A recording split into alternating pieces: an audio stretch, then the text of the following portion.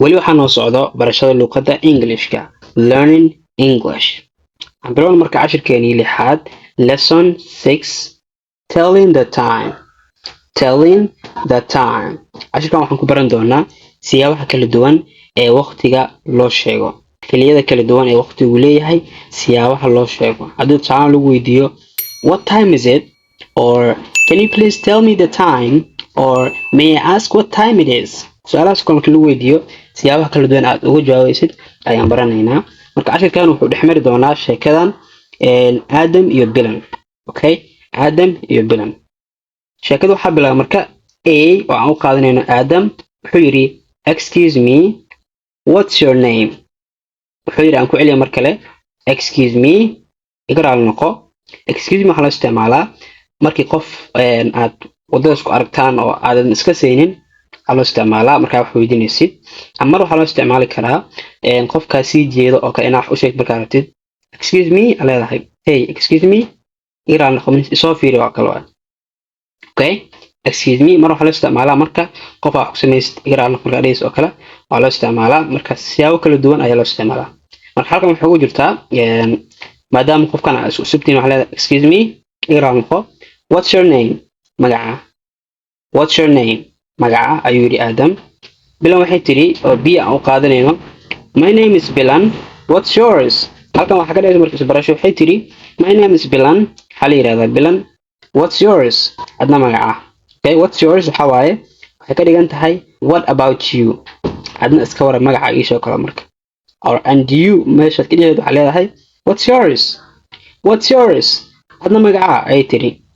asna wuxuu yiri Adam, waxaa la yiraahdaa Adam. Okay, markii magaca lagu weydiiyo waxaa dhihi kartaa my name is Adam, I am Adam. Okay, you can call me Adam or I am Adam aa leedahay marka. afartaas qaab ayaad dhihi kartaa markaa magaca sheegaysid.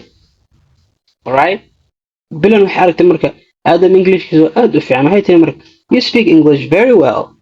aan ku celi mar kale you speak English waxaad ugu hadashaa very well si fiican. Okay, very well waxaa waaye si heer sare ugu hadashaa Englishkaaga. you speak English very well, English qurux badan oo ku hadashaa idhaahday marka. you speak English very well, English fiican oo ku hadashaa idhaahday marka.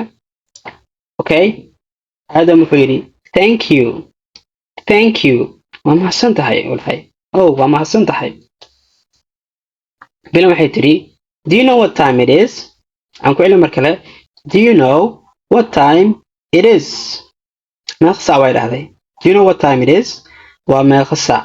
Okay, way badan yihiin siyaabo kala duwan aad timeka u weydiinayso qofka. waxaa dhihi kartaa could you please tell me the time, could you please tell me the time waa meeqa saac. ama waxaa dhihi kartaa may I ask what time it is, may I ask what time it is meeqa saac waa la wada iyadana. do you have the time by any chance waxaa dhihi kartaa do you have the time by any chance waa imse saac la wadaa.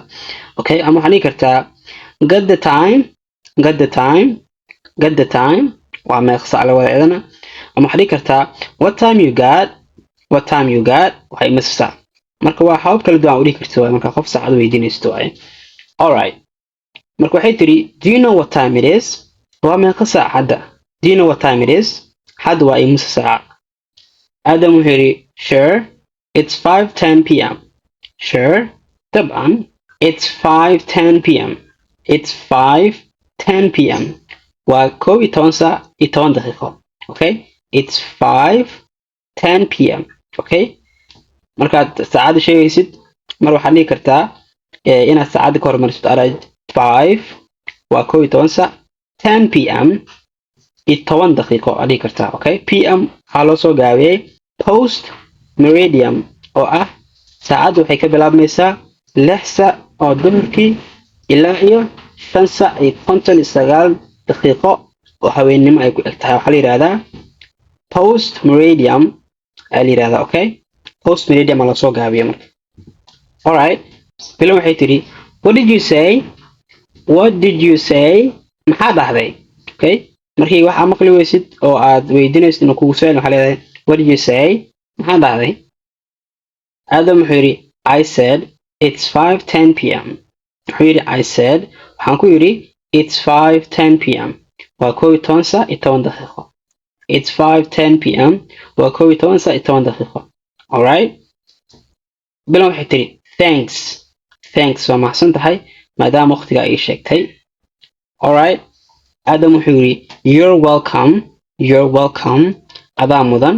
siyaabo badan aad jirto marka time-ka loo weydiiyo oo loogu jawaabo.